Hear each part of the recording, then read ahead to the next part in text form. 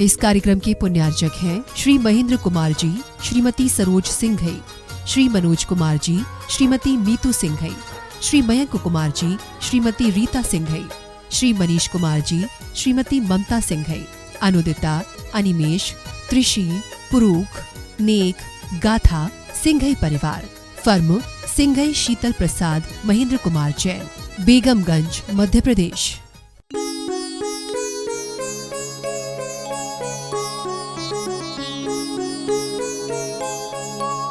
संसारी जीव तीन प्रकार के बताए हैं। स्थावर जीव कर्म फल चेतना, त्रैसजीव कर्म एवं कर्म फल चेतना तथा प्राणों से जो अतिक्रांत हैं, ऐसे सिद्ध भगवान ज्ञान चेतना का अनुभव करते हैं। प्रथम कर्म फल चेतना वाले, दूसरे कर्म एवं कर्म फल चेतना वाले और तीसरे ज्ञान चेतना वाले सब्बे खलु कम्म फला, यानी अर्थात सभी कर्म फलों का अनुभवन करते हैं। दुनिया में एक भी प्राणी नहीं है जो कर्म का मारा ना हो, जो कर्म के अधीन न जी रहा हो। जितने भी हम सभी लोग बैठे हैं, चाहे कोई भी हो, सारे के सारे कर्म के अधीन हैं। यहाँ पर भी आए हैं तब भी कर्म के अधीन हैं, और यहाँ से जाएंगे तब भी कर्म के अधीन हैं। दुनिया की जितनी भी क्रिया हैं वे सारी सापेक्ष हैं, पराधीन हैं। इसलिए जब तक व्यक्ति पर के अधीन रहेगा और सुख पाने की कामना करेगा, तब तक उसका मिथ्या अहंकार इसके अलावा और कुछ भी नहीं है। अगर हम चाहते हैं कि मिथ्या अहंकार से छूटें, तो छूटने के लिए हमको मार्दव धर्म को स्वीकार करना पड़ेगी। और जब हम मार्दव धर्म स्वीकार करेंगे, तभी हमारे अंदर उत्तम धर्म प्रवेश कर पाएगा। आज का धर्म मार्दव के रूप में पाएंगे, जिसके द्वारा यह प्राणी दुख को निवृत्त कर सुख प्राप्त कर ले। उसको क्या कहते हैं? उसी को धर्म कहते हैं। उत्तम मार्दव का दिन है। मार्दव धर्म की परिभाषित करते हुए पूज्यवर आचार्य पूज्यपाद स्वामी महाराज ने सर्वार्थ सिद्धि में कहा है, उत्तम जाति का अभाव होना मार्दव धर्म है। उत्तम जाति आदि का अभाव होना मार्दव धर्म है। उत्तम जाति, उत्तम कुल, उत्तम रूप, उत्तम विज्ञान, उत्तम ऐश्वर्य, श्रुत लाभ और शक्ति में जो युक्त होकर भी इनका मद नहीं करता है, उसके जीवन में मार्दव धर्म प्रवेश करता है। लेकिन हमारी दशा ये है कि हम बहुत अहंकार में डूबते चले जा रहे हैं। लेकिन जब ऊंट पहाड़ के नीचे आता है, तब ज्ञात होता है उसके लिए कि मेरी ऊंचाई क्या है, मेरा प्रभुत्व क्या है, मेरी हैसियत क्या है और मेरे। इसलिए हर व्यक्ति अपने आप को बड़ा मान रहा है, चाहे वो किसी न किसी रूप में हो। हम चाहे मुनि महाराज हैं, जैन दर्शन में कहा गया है कि जिस समय श्रावक मुनि महाराज को नमोस्तु करता है, वो मुनि के मन में भाव आ जाए इसको आशीर्वाद देने का, तो कहते हैं उस समय तुमने अपने आप को बड़ा मान लिया और इसको छोटा मान लिया। तुमने अपने आप को ऊंचा मान लिया, इसके लिए नीचा मान लिया। अरे ये बात अलग है कि उपकारी उपकारी का भाव है, अनुग्रह अनुग्रहकर्ता का भाव है, लेकिन मन में भाव तो आ ही गया। लेकिन सबसे बड़ी अगर इस दुनिया में कोई अगर दयावान कोई व्यक्ति है, तो वो हमारे पूज्यवर सिद्ध भगवान। क्यों? सिद्ध भगवान कैसे हैं? सिद्ध भगवान तो कुछ बोलते नहीं हैं, सिद्ध भगवान का आशीर्वाद मिलता नहीं है। सिद्ध भगवान बड़े कैसे हुए? तो कहते हैं उन सिद्ध भगवान के अंदर निर्दयपना नहीं है। उनके अंदर निर्दयपना से क्या है? वो दूर हैं। जैसे कहते हैं कि कोई व्यक्ति अगर बीमार हो जाता है, और बीमार हो जाए, दवाई करे, ये अच्छी बात है, या हम ये भावना भाएं कि संसार में कोई व्यक्ति बीमार ही ना हो, कि ये अच्छा है? दोनों में से कौन सी बात अच्छी है? कि किसी व्यक्ति को हम दवाई करा के उसका उपचार कराएं, ये अच्छा है? कि हम ये भावना भाएं कि भगवान इस संसार में जो भी हो, सारे के सारे व्यक्ति निरोगी रहें, कोई व्यक्ति बीमार ना रहे? अच्छी बात कौन सी है? दूसरी वाली कि संसार में कोई भी, अरे हमारी भावना चले तो मैं कहूँ भगवान इस संसार में जितनी हॉस्पिटल हैं वो सारी की सारी बंद हो जाएं। इस संसार में जितनी जितनी मेडिकल स्टोर हैं वो क्या हो जाएं, बंद हो जाएं। यहाँ पर एक चौके में आहार करने के लिए गए तो वो अपने मेडिकल के अंदर से ले जाने लगे। हमने कहा क्यों? कि महाराज जी मेरी भावना है कि मेरी मेडिकल की दुकान बंद हो जाए। मैंने क्यों? मैं चाहता हूँ महाराज जी कोई भी बीमार व्यक्ति मेरे दुकान में ना आए। ऐसी भावना हमारे अंदर होना चाहिए। जब पूज्यवर गुरुदेव के आशीर्वाद से भागवत में सेवा करने का मौका मिला तो वहाँ के बहुत सारे लोग कहने लगे, आचार्य जी के पास भी कहा, हमसे कहते हैं भागवत डाउनफॉल में जा रहा है, भागवत चल नहीं रहा, भागवत में पेशेंट नहीं आ रहे हैं। तो हम आचार्य जी के पास गए कि आचार्य जी सभी की एक शिकायत रहती है। तो आचार्य जी कहते हैं ये ऐसे महामूर्ख व्यक्ति हैं, अरे ये चाहते हैं कि हॉस्पिटल चलता रहे और हमारी मुनियों की बात, साधुओं की भावना रहती है कि हॉस्पिटल कभी चले ही ना। सारे के सारे संसार में जितने व्यक्ति हैं वो सारे के सारे निरोगी रहें, किसी को कोई बीमारी ना हो। इसलिए आज मार्दव धर्म का दिन है। इसलिए उस अपेक्षा से हमारे सिद्ध भगवान जो हैं सबसे बड़े दयालु हैं। आज मार्दव धर्म है। मार्दव धर्म इसे कहता है कि बड़ों के सामने तो झुकती है दुनिया। किसके सामने? बड़ों के सामने झुकती है दुनिया। लेकिन आज मार्दव धर्म के दिन हमको छोटों के सामने झुकना है। किसके सामने झुकना है? छोटों के सामने झुकना है। अरे पुण्यवान पुण्यहीन के लिए झुके, वो अपने गले लगा ले, जीवन में मार्दव धर्म उसके जीवन में आ जाएगा। पुण्यवान को देखकर हम भक्त बन सकते हैं, लेकिन पुण्यहीन तुमको भगवान बनाएगा। जैसे भगवान पार्श्वनाथ स्वामी, भगवान पार्श्वनाथ स्वामी के लिए क्या एक सांप ने क्या बना दिया? भगवान बना दिया। किसके लिए झुक गए वो? एक सर्प के लिए। इतने बड़े तीर्थंकर बनने वाले हैं, लेकिन किसके लिए वो? मात्र एक सर्प की रक्षा के लिए झुक गए। इसलिए 24 घंटे में सबसे ज़्यादा अगर मार्दव धर्म का कोई पालन करता है तो वो दिगंबर साधु है। 24 घंटे अगर कोई भी अगर मार्दव धर्म का पालन करता है तो हमारे ऐसे दिगंबर साधु महाराज रहते हैं। अरे भगवान के लिए पीछे झुके चाहे नहीं झुके, लेकिन एक छोटी सी चींटी के लिए पीछे के लिए झुक जाती है। कहता हूं कि नहीं, दिगंबर साधु कहेगा मेरा धर्म खत्म ना हो जाए, मेरा मार्दव धर्म खत्म ना हो जाए, उस छोटी सी चींटी के लिए वो क्या कर लेते हैं? झुकना शुरू कर देते हैं। इसलिए सबसे बड़ा मार्दव धर्म के अधिकारी होते हैं हमारे दिगंबर साधु। आज जहाँ पर उत्तम जाति की बात की, उत्तम ज्ञान की बात की, अरे जो ज्ञान के लिए कहते हैं ज्ञान सबसे ज़्यादा खतरनाक रहता है। ज्ञान होना आवश्यक है, लेकिन ज्ञान का मद होना सबसे बुरा है। एक व्यक्ति था, बनारस से पढ़ के आया, पंडित जी थे वो बनारस से जैसे पढ़ के आए तो उनको अपने ज्ञान का बहुत घमंड था, अहंकार था उनके लिए।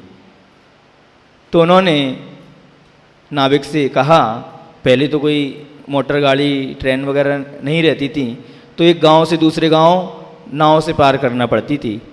तो नाव में बैठे हुए उस नाविक से पूछा, भाई नाव चल रही है, तुझको इंग्लिश आती है क्या? उन्होंने कहा भैया मुझको इंग्लिश तो नहीं आती। तो कहता है तेरी 25% ज़िंदगी खराब। बेचारा क्या करता, आती नहीं है तो क्या करेगा, दुखी हो गया। आगे थोड़ी सी नाव और चली तो कहता है भैया तेरे को संस्कृत आती है? तो कहता है वो कहता है भैया संस्कृत तो नहीं आती। तो कहता है तेरी 25% ज़िंदगी और खराब हो चुकी है। आगे फिर और नाव चली तो कहता है तुझको व्याकरण आती है क्या? कि नहीं मुझको व्याकरण नहीं आती। तो कहती तेरी सारी ज़िंदगी खराब हो गई है, तू क्या करेगा? नाव चली, बीच मझधार में नाव आई, नाव में समुद्र में बड़मानल आया और वहाँ पर उत्पाद होने लगा समुद्र में। तो नाविक ने उससे पूछा, भैया तुमको तैरना आता है क्या? तो कहता नहीं आता। तो भैया तेरी सारी ज़िंदगी खराब। और उसने लगाई नाव में, उसमें समुद्र में डुबकी और वो तो भैया पार हो गया।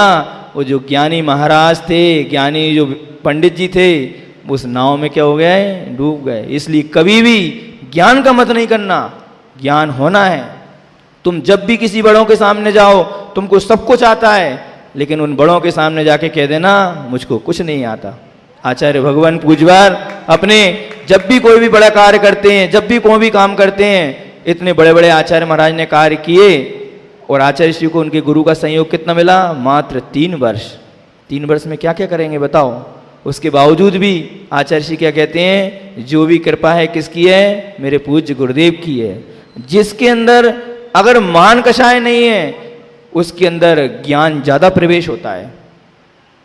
अगर हमने किसी को मान कषाय, बस किसी को नीचे दिखाया, ज्ञान होना जरूरी है, ज्ञान होगा भी आपके लिए, लेकिन उस ज्ञान का हमको अहंकार नहीं करना, उस ज्ञान का हमारे लिए मद नहीं करना। जब वर्णी जी का एक संस्मरण आता है कि जब रामटेक में पूजवर के पास में जब पहुंचे वो वर्णी जी, तो पीछे बैठे हुए थे आचार्य श्री, उनको परिचय नहीं था आचार्य श्री का। और जब आचार्य महाराज के पास में उनका परिचय कराया तो कहा कि आचार्य श्री ये वर्णी जी हैं। आचार्य श्री की अच्छा वर्णी जी, आचार्य श्री जानते थे बहुत ज्ञानी हैं वो, तो बहुत उन्होंने व्याकरण के जैन सिद्धांत को इतना बड़े महान 4 भागों में इन कोशों की रचना की। तो आचार्य श्री जानते हैं कि ज्ञानी व्यक्ति की कीमत कितनी होती है। ज्ञानी व्यक्ति की कीमत होगी, आपका ज्ञान रहेगा, ज्ञान आपका बोलेगा। अब ज्ञान रहेगा तो आपका सम्मान भी होगा, मान भी होगा, लेकिन बंधुओं उस ज्ञान का तुमको मान नहीं करना। अगर तुमने ज्ञान का मान किया, अरे वही ज्ञान तुम्हारे लिए केवल ज्ञान और मोक्ष का कारण है, और वही ज्ञान तुम्हारे लिए नरक का भी कारण है। रावण की स्थिति देख सकते हो।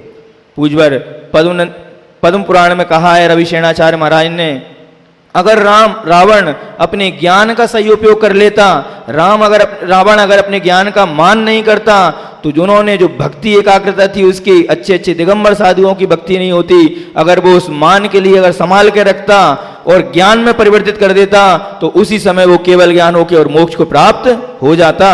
और आज मान के कारण से राम की स्थिति देखो, रावण की स्थिति देखो, कहाँ पड़ा हुआ है? नरक में पड़े हुए। कहते हैं जिन जिन व्यक्तियों में इतनी शक्ति है वो बर्बाद कर सकते हैं, मन से, वचन से, काय से, उनमें इतनी शक्ति है। जैसे डाकू हैं, चोर हैं, ये सब शक्तिशाली हैं, ये परघात हैं, पुण्य प्रकृतियां हैं, ये सबको कर सकते हैं, दुखी कर सकते हैं। लेकिन नियम लो कि जिन जिन लोगों को मैं बर्बाद करूंगा, आज मैं उन लोगों को आबाद करूंगा। अगर अपने मन में भावना आ जाए, उसी समय हमारा मार्दव धर्म हो गया, उसी समय हमारे अंदर में मार्दव धर्म हो गया। लेकिन हम लोग अहंकार में इतने फूले जा रहे हैं, इतने फूले जा रहे हैं, कुछ नहीं है हमारे पास में। कहते हैं जिसके पास थोड़ा सा ज्ञान होता है उसका ज्ञान झलकता है, जैसे अधगगरी झलकत जाए। थोड़ा सा ज्ञान, वो वास्तविक जो ज्ञानी होता है, वास्तविक जिनके अंदर ज्ञान है, वो इतना विनयवान रहता है, इतना विनय विनीत रहता है कि तुम्हारे बीच में बैठा भी होगा तो उसके अंदर इतना विनय रहेगा कि नहीं, कुछ नहीं कहना मेरे लिए, मैं कुछ बोलना ही नहीं है। बड़ों के सामने तो छोटे कभी बोलना ही, कितना भी ज्ञान हो जाए उनके लिए, लेकिन बीच में बड़ों के सामने छोटे बोलने की कभी हिम्मत हो ना। और अगर अपन के मन में ऐसा आ रहा है कि मुझको बोलना है, मेरे अंदर कुछ उलफलाट है बोलने के लिए, तो समझ लेना उस दिन तुम्हारा मार्दव दिन खंडित होने वाला है। तो मार्दव धर्म में कभी प्रवेश होगा ही नहीं। तुम्हारे अंदर ज्ञान का अहंकार आ गया है, तुम्हारे अंदर शक्ति का अहंकार आ गया है। अहंकारी व्यक्ति हर जगह पिटता है, कहीं भी चले जाना, जिसके अंदर अहंकार होगा हर जगह पिटेगा। जैसे फुटबॉल होती है ना, उसके अंदर हवा भरी होती है, और जिसके पास जाती है वही व्यक्ति क्या करता है, फुटबॉल में लात मारता है। ऐसे अहंकारी व्यक्ति उस फुटबॉल की तरह होगा जिसके अंदर अहंकार रूपी हवा भरी हुई है। वो जहां जाएगा वो क्या करेगा, पिटता रहेगा। जो जिनेंद्र भगवान की और गुरुओं की बातों को सुन रहा है वो नियम से सम्यक दृष्टि है, और जो अपने घर में जो हारचरिया को छोड़ के, वैयावृत्ति के हिसाब से छोड़ के, वो सारे के सारे जो बैग ले गए, बैच ले गए और घर पे सो रहे हैं, वो नियम से मिथ्या दृष्टि है, अनंत संसारी है। सुन लो, और तुम लोगों को ज्यादा संसार होने वाला नहीं है। पहली बात तो हमने कल बोला था आपसे कि पहली बात तो बैच मत लेना, बैग मत लेना, धोती दुपट्टे मत लेना, साड़ी मत लेना, इससे तुम्हारी दुर्गति होने वाली नहीं है। लेकिन अगर तुमने बैच ले लिया, बैग ले लिया, धोती दुपट्टे ले लिए, काहे के लिए लिए थे, शिविर में प्रवेश करने के लिए, प्रवेश भी हो गया तुम्हारा। उसके बावजूद भी अगर तुम घर बैठ के बैगों को आनंद कर रहे हो, अरे वो बैग दी थी तुम्हारे लिए जिनवाणी माँ को रखने के लिए, और तुम उस बैग का उपयोग कर रहे हो अपनी दुकान के नोट घुसाने के लिए, दुकान के नोट घुसाने के लिए बैगों का उपयोग कर रहे हो। ध्यान रखना, वो आज का दिन ऐसा रहेगा तुम्हारे लिए कि तुम कहीं के नहीं रहोगे। क्यों? क्योंकि जिस पर्पस से तुमने कार्य के लिए प्रवेश किया था, अभी भी कह रहे हैं जिनको अगर शिविर में प्रवेश करना है आज से आना शुरू कर दो, कोई कुछ नहीं पूछेगा, बोलेंगे भी नहीं 2 दिन कहाँ थे, नहीं तो उसके बाद भगवान पार्श्वनाथ स्वामी जाने। तो वो लक्ष्मीवती की बात बता रहा था, चूंकि अभाव बहुत कम है, तो लक्ष्मीवती जो थी बनी दरिद्र नाम की महिला, गांव वालों ने बाहर निकाल दिया। गांव की जूटी पत्तलों को खा खा के वो अपनी आजीविका निकाल करती थी। एक दिन मुनि महाराज उस नदी के किनारे बैठे हुए थे और वो मुनि महाराज नदी के किनारे बैठ के धर्म ध्यान कर रहे थे, सामायिक कर रहे थे। दुर्गंधा ने उसने देखा, दरिद्रना ने, अरे मुझसे ज़्यादा गरीब तो ये हैं, मेरे शरीर पे तो ये फटे कपड़े हैं, लेकिन इनके शरीर पे तो वो कपड़े भी नहीं हैं। बस उसके मन में थोड़ी दया आई और उसने अपने हवा करना प्रारंभ किया। क्यों? क्योंकि पूरे शरीर को बड़े बड़े मच्छरों ने, डांस ने महाराज जी के शरीर को खोल दिया। लेकिन समता के धारी मुनि महाराज थे, अपने ध्यान में बैठे हुए थे, बस वो मच्छरों को हवा करती रही, उड़ाती रही। और जब सुबह हुई तो उन मुनिराज से पूछा, महाराज मेरा ऐसा कौन सा कर्म का उदय है कि जहाँ जाती हूँ वहाँ तिरस्कार मिलता है? तो महाराज ने कहा, तूने पूर्व भव में एक दिगंबर मुनि महाराज का अपमान किया था, तुमने उसके मलिन शरीर को देख के घृणा की थी, अपने रूप पर मत किया था, इस कारण से तुझको आज ये नौबत आई है। अगर तू चाहती है तो एक काम करो, इन व्रतों का उपवास करो, इन नियम लो। उस समय उसके लिए सुगंध दशमी के उपवास दिए गए। उसने सुगंध दशमी के उपवास करके, उपवास करने के बाद विधिवत तरीके से उसका निष्ठापन करके, और जब वो मरी तो अगले भव में श्री कृष्ण की पटनानी रुक्मणी बनी। अगर तुम लोग चाहते हो कि तुम लोग ऐसा शरीर मिले तुम्हारे लिए पुण्य से, स्वभाव से, बंद कर दो ये अहिंसात्मक चीज़ों का उपयोग करना, नेचुरल। वो जब जो व्यक्ति नेचुरल रहेगा वो व्यक्ति अच्छा रहता है। और तुम चाहते हो हम सुंदर हो, तो आया है ना, भक्ति सुंदर रूपम, भगवान की भक्ति करने से सुंदर रूप की प्राप्ति होती है। कौन मना करता है? आप भगवान को खूब भगवान की भक्ति करो, खूब भगवान की पूजन करो, अरे तुमको भी ऐसा सुंदर रूप की प्राप्ति होगी कि कामदेव भी तुम्हारे आगे कहीं नहीं लगेगा। इसलिए बंधु अपने अहंकार को त्याग करो, अपने मान को त्याग करो। कहते हैं नमक की डल्ली पर अगर एक बूंद पड़ती है तो वो नमक पानी हो जाता है। लेकिन दुर्भाग्य से कहने वाले हैं कि तुमको अनंतों बार सच्चे अच्छे दिगंबर साधु गुरु महाराज मिले, समूह शरण तक पहुंच के आए, उसके बावजूद भी तुम्हारे मन में ये अहंकार है। ये गुरुओं की वाणी मिली, लेकिन दुख से कहना पड़ती है कि गुरुओं की वाणी मिलने के बावजूद भी तुम कभी पानी नहीं हुए। अरे तुम तो उस नमक की डल्ली से भी बेकार हो। बड़ा आदमी पैसे से कभी नहीं होता, बड़ा आदमी त्याग से होता है। ध्यान रखना। किससे? बड़ा आदमी कभी भी पैसों से नहीं होगा कि मेरे पास में इतना पैसा है। अरे अशोक पाटनी जो है वो बड़ा आदमी है, उनसे बड़े बड़े आदमी भी हैं, लेकिन वो त्याग के कारण दुनिया के लोग उसको मानते हैं। क्यों? वो त्याग करता है, वो त्याग के कारण से वो बड़ा आदमी है। इसलिए अपने जीवन में मार्दव धर्म को स्वीकार करो, और जब तक मार्दव धर्म स्वीकार नहीं होगा तब तक आगे के धर्म तुम्हारे जीवन में प्रवेश नहीं करेंगे। बस इतना ही कहते हैं। वर्तमान शासन नायक तीर्थंकर महावीर भगवान का शासन काल चल रहा है। तीर्थंकर भगवान महावीर इस वर्तमान 24 के अंतिम शासन नायक हुए हैं, जिन्होंने इस धरा पर जन्म लिया,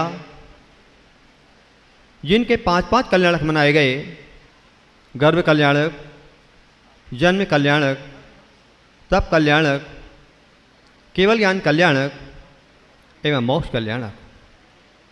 और जैसे ही प्रातःकालीन बेला में कार्तिक स्ना प्रत्युष बेलायाम तीर्थंकर भगवान महावीराणी मोक्षम गता।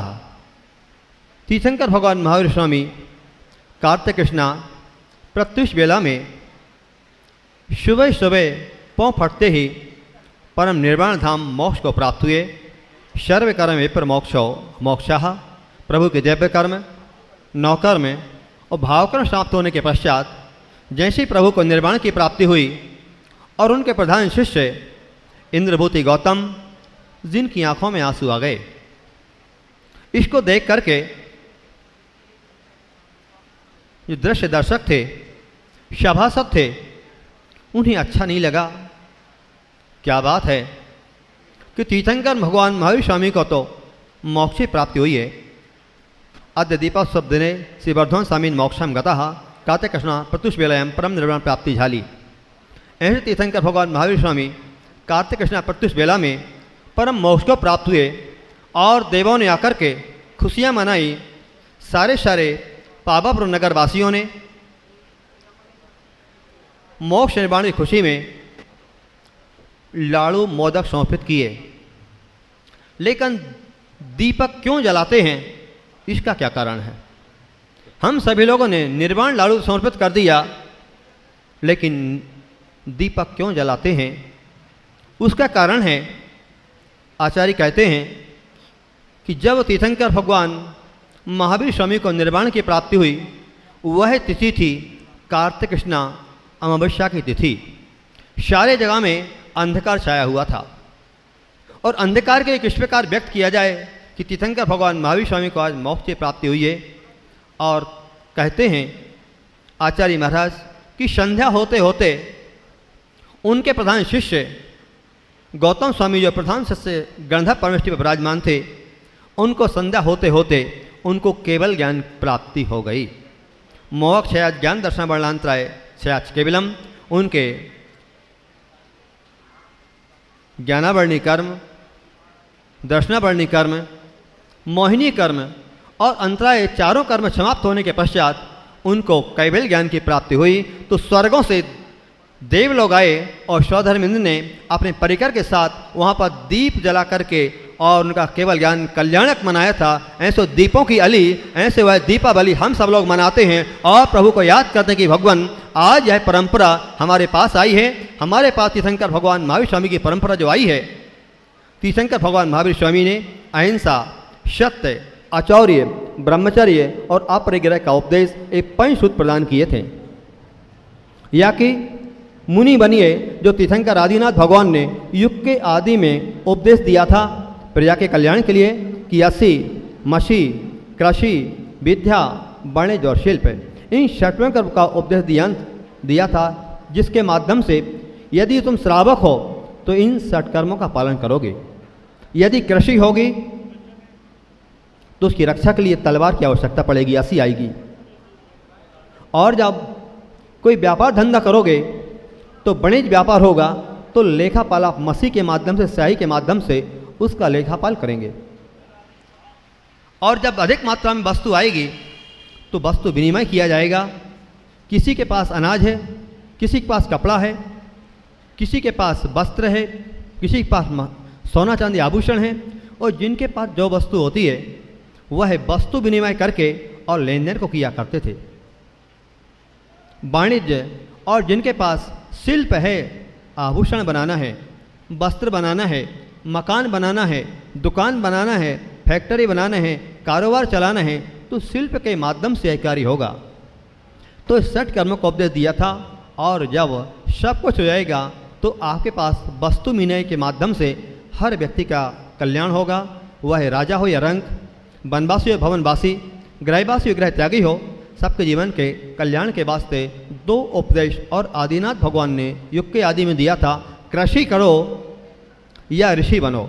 जो कृषि करेगा षट कर्मों का उपदेश उसके लिए प्राप्त होगा, क्योंकि वह सब कुछ करेगा, नौकरी भी करेगा, धंधा भी करेगा, खेती बाड़ी भी करेगा। और या फिर ऋषि बनो।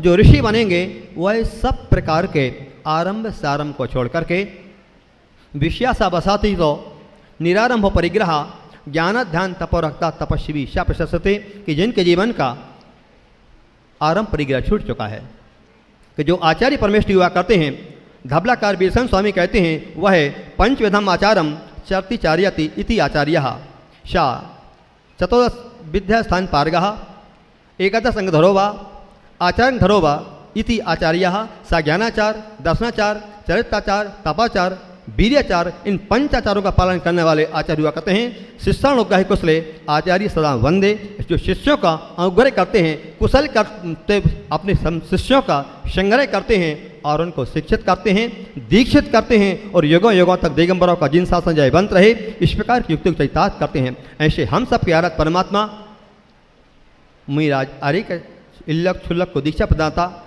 साक्षात कहाँ पर विराज हैं? जहाँ से ये लोग महाराष्ट्र की भूमि से आए हैं, ऐसे गुरुदेव अंतरिक्ष सिरपुर में पास में विराजमान हैं। ऐसे गुरुदेव हमारे आज वहाँ पर महाराष्ट्र की भूमि को पावन पवित्र कर रहे हैं। अभी गुरुदेव कुंडलपुर में थे, लोगों ने दृश्य देखा होगा। 12 फरवरी से 23 फरवरी तक जब गुरुदेव ने घोषणा की कि बड़े बाबा का पंच कल्याणक महामहोत्सव शारण संपन्न होगा, 5 दिन ही शेष बचे हुए थे। कैसे महामहोत्सव होगा? गुरुदेव ने कहा आप लोग चिंता नहीं करें, यदि आप लोग नहीं कर पाएंगे तो स्वर्ग के देवता आकर के इस कार्य को संपन्न करेंगे। वह कार्य स्वर्ग को देवाओं ने आकर के और संपन्न कर दिया और एक स्वर्ण मिसाल का काम कर दिया। मान है, मान गलता नहीं है, मान मिटाता है। मान का प्रतिफल कौरव और पांडवों का युद्ध। आज कौरवों का ना वंश है ना अंश है, सब एकमात्र मान के निमित्त से धराशायी हो गया और नेस्त नाबूद हो गया। लेकिन 5 पांडव थे, इनके पास धर्म था, सत्य था, न्याय था, नीति थी। उसकी वजह से आज भले 5 थे, लेकिन आज भी 3 मोक्ष चले गए और 2 सर्वार सिद्धि पहुंच गए हैं। लेकिन यहाँ सैकड़ों होकर के भी दिया जलाने वाला घर में कोई नहीं है। ये क्या है? मान। भरत चक्रवर्ती महाराज जाते हैं सठखंड विजय करने के पश्चात, सारा सड़ा कटक पहुंच जाता है विजयार्ध पर्वत की गुफा पर। चक्री कहता है जाओ जाओ, मैंने युग के आदि में विजय को प्राप्त किया है। मैं चक्रवर्ती का प्रथम बेटा आद्य सम्राट भरत चक्रवर्ती। जाओ, मैं सठखंड पर विजय प्राप्त करके आया हूँ। मेरी विजय प्रशस्ति विजयार्ध पर्वत विषभगिरी पर लिख कर के आओ। दूत जाता है, सेनापति वीर जय कुमार जाता है। क्यों महाराज? मैं युग के आदि में प्रथम चक्रवर्ती हूँ। जाओ मेरा नाम लिख के आना स्वर्ण अक्षरों में। जब वो वहाँ जाता है, देखता है आंखें फटी फटी रह जाती हैं। जाओ कहीं दूर देख करके आओ, योजनों पर्यंत की वह शिला विषभगिरी पर्वत, वहाँ इतने पहले से सम्राट भरत चक्रवर्तियों के नाम लिखे थे कि सम्राट भरत चक्रवर्ती को तिल के बराबर भी नाम लिखने को जगह नहीं थी। अब कहाँ लिखें? चक्रवर्ती महाराज के पास आता है। क्यों? विजय प्रशस्ति को लिख दिया है, प्रधान सेनापति मुंह को लटकाए है। मंत्री पुरोहित पादे सेनापति, मामला क्या है? महाराज आपके पहले इतने चक्रवर्ती हो चुके हैं भरत के नाम के कि आपके नाम को लिखने को जगह भी नहीं है। अब क्या किया जाए? आपस में मंत्रणा करते हैं। जाओ एक चक्रवर्ती का नाम मिटा दो और वहां पर अपनी विजय प्रशस्ति लिख करके आओ। और नाम की चक्रवर्ती की विजय प्रशस्ति लिख करके आते हैं। वो कहते हैं कि उन्होंने उनके नाम को लिखकर वज्र दंड से मिटा दिया। उन्होंने उनको नाम को लेकर के वज्र दंड से मिटा दिया। उनका तो हुआ खेल उन्होंने खाक में मिला दिया। उनका तो हुआ खेल उन्होंने खाक में मिला दिया। आपने किसी की विजय प्रशस्ति को मिटा करके और अपने नाम की विजय प्रशस्ति लिखी है। आपका वीरत्व कहाँ गया? आपका मान कहाँ गया? आपका शौर्य कहाँ गया? तेज कहाँ गया?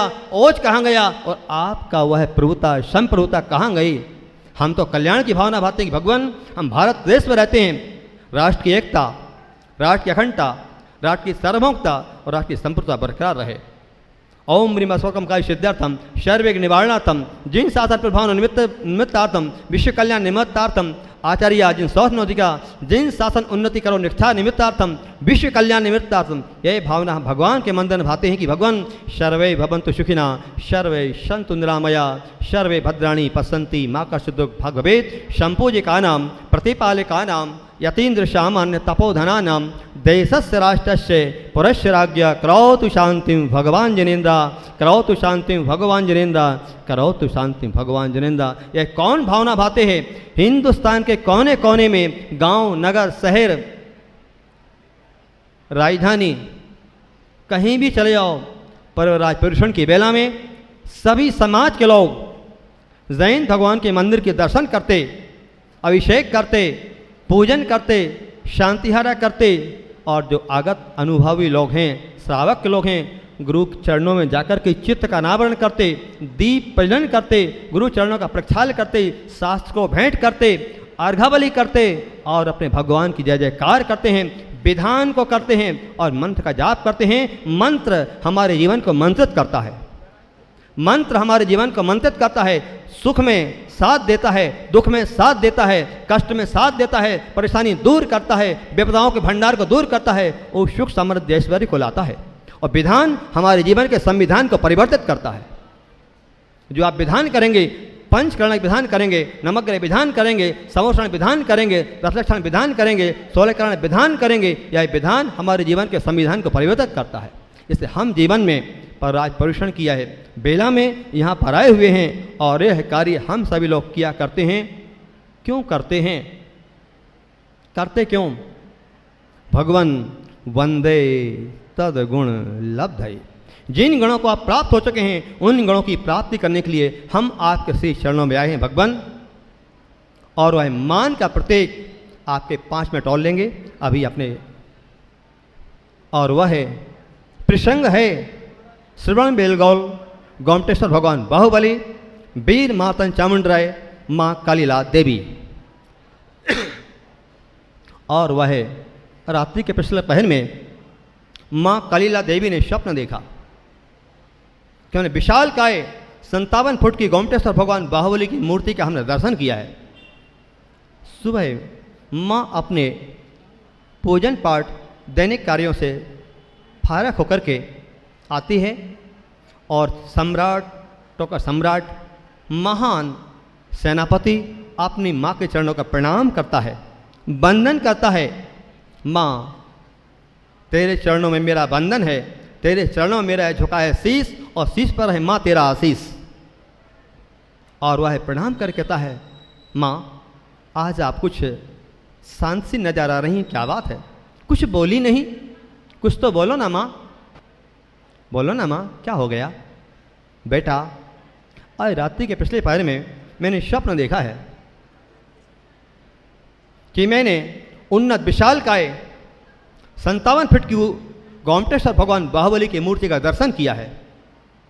बेटा, मेरी एक इच्छा है कि मेरी आंख लगे उसके पहले हमारी ज्ञान ज्योति जागृत हो जाए, मेरी अर्थी उठे उसके पहले हमारा अर्थ जैन भगवान से परमात्मा से जुड़ जाए। माँ, कहो क्या कहना चाहती हो? बेटा, मेरी भावना है कि जो मैंने स्वप्न देखा है वह साकार करने की मेरी इच्छा है। कि बेटा, कौन करेगा साकार? तुम वीर मार्तंड सेनापति हो, चामुंडराय, अपने पास सोने का, हीरे का, मोती का, रत्नों का खजाना है। बेटा, भगवान की मूर्ति मेरे सामने बन जाए और मैं अपनी आंखों से उन भगवान का महामस्तकाभिषेक देख सके। माँ, तुम्हारी भावना पूर्ण करूंगा, मैं संकल्प लेता हूं।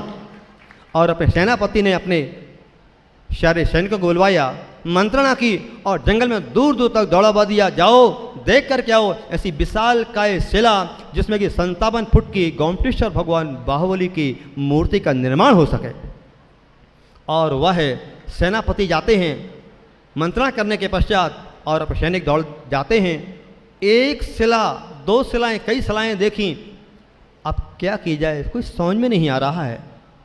तभी अचानक, जाओ पता लगाओ, सैनिकों, जंगल में कोई मुनिराज मिलते हैं दिगंबर, उनके चरणों में माथे को टेकना, विनय करना, बहुमान करना, आदर करना, अवज्ञा मत करना, और मिले तो खबर देना मुझे। सैनिक कहते, महाराज, एक महर्षि शिलातल पर बैठे हुए हैं, ज्ञान ध्यान तपो रखता तपस्वी शापशस्य थे। ऐसे साधक हैं, योगी हैं, ज्ञानी हैं, ध्यानी हैं, अकिंचन योगी हैं। सेनापति जाता है चरणों में, वह उनके प्रणाम करता है, नमोस्तु गुरुदेव, नमोस्तु गुरुदेव, नमोस्तु गुरुदेव। गुरुदेव, मेरी भावना है कि मेरी माँ ने स्वप्न देखा है कि 57 फुटी गोमटेश्वर भगवान बाहुबली की मूर्ति का निर्माण हो। गुरुवर कहते हैं तथास्तु शुभस्य शीघ्रम, यह कार्य तुम्हारा सिद्ध संपन्न होगा। गुरुदेव, कहाँ होगा? सेनापति, चिंता मत करो। जैसे आचार्य शांति सागर महाराज कहा करते थे, बाबा भीव न कोस मी तो जा पाठी से आए, तुम्हें चिंता करने की आवश्यकता नहीं है, हम तुम्हारे साथ हैं, हम तुम्हारे पीछे हैं और हमारा आशीर्वाद तुम्हारे साथ है। और वह जाकर के क्या करना है गुरुदेव? जाओ, स्वर्ण धनुष मान लेकर के आओ, सोने का तीर हो और जाकर के वह निशाना मान के छोड़ दो। जिस पर्वत की शिला में वह तीर जाकर चुभ जाएगा, उस शिला में गोमटेश्वर भगवान बाहुबली की मूर्ति का निर्माण हो जाएगा। और कहते हैं पत्थर में कभी तीर चुभता है क्या? असंभव संभव नहीं है। नेपोलियन बोनापार्ट ने अपने ग्रंथ में लिखा है कि असंभव शब्द इंसान के कोष में नहीं है। और तीर को छोड़ दिया जाता है, तीर सनसनाता हो जाता है और एक पर्वत की शिला में जाके चुभ जाता है। सैनिक दौड़ते हैं, खबर लाते हैं और कहते हैं महाराज मिल गया निशाना, तीर जाके छुपा हुआ है। चक्रवर्ती जाता है, सेनापति वीर मार्तंड चामुंडराय शिलातल को पूजन करता है और शिल्पियों को बुला करके गोमटेश्वर भगवान बाहुबली की मूर्ति का निर्माण कर देता है। और गोमटेश्वर भगवान बाहुबली की मूर्ति का समय पाए निर्माण हो जाता है। और गोमटेश्वर भगवान की मूर्ति का अभिषेक करने के लिए अब चलते हैं। बड़े बड़े कलशा को लेकर के अभिमान था चक्रवर्ती को, जैसे उनका मान गलित हो गया था, वैसे वीर मार्तंड चामुंडराय को भी मान गलित हो गया। धारा प्रभु के यहाँ से छूटती है, नाभि के अंत पे आगे रुक जाती है। कलशों पर कलशे, हजारों कलशे ढारे गए, लेकिन गोमटेश्वर भगवान का पूर्ण अभिषेक सानंद संपन्न नहीं हो सका। एक छोटी सी बुढ़िया पहुँच जाती लुटिया को लेकर के और कहती बेटा मेरी छोटी लुटिया है, ऊपर पहुंचा दो। और वह लुटिया को पहुंचा दो कहते हैं बार बार, और ऊपर लुटिया जा रही है, लुटिया जा रही है, लुटिया जा रही है। और देखते देखते वह लुटिया पहुंचती है। अभी तक कुछ नहीं हुआ था, लेकिन देखते देखते जैसी वह लुटिया ऊपर पहुंचती है और ऊपर से धारा छूट जाती है और गोमटेश्वर भगवान का पुनर्भिषेक हो जाता है। श्री बाहुबली भगवान का मस्तकाभिषेक, श्री बाहुबली भगवान का मस्तकाभिषेक। धन्य धन्य वे लोग यहाँ जो आज रहे सिर टेक, मस्तकाभिषेक श्री बाहुबली भगवान का मस्तकाभिषेक। अपने गुरुवर सहित पधारे मुनीष विद्यानंद, चारों कीर्त के सौम्य छबेलक हर्षित श्रावक वृंद। और नगर नगर से घूम घुमा कर आया मंगल कलश यहाँ पर, जोड़े यहाँ बे जोड़ जुनने जोड़े पुण्य अनेक। मस्तकाभिषेक श्री बाहुबली भगवान का मस्तकाभिषेक, श्री गोमटेश्वर भगवान का मस्तकाभिषेक। ओम वंदे जिनवरम वंदे जिनधरम वंदे गुरुवरम वंदे मुनिवरम, जैनम जतु शासनम वंदे विद्यासागरम वंदे समता सागरम वंदे महासागरम वंदे निष्कम सागरम। ओम जैनम जतु शासनम, उत्तम माधव धर्म की जय।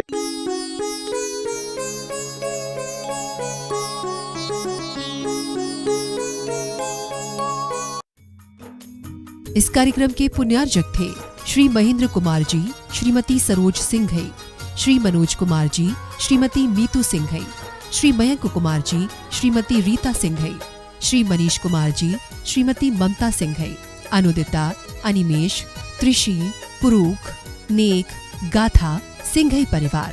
फर्म सिंघई शीतल प्रसाद महेंद्र कुमार जैन, बेगमगंज, मध्य प्रदेश।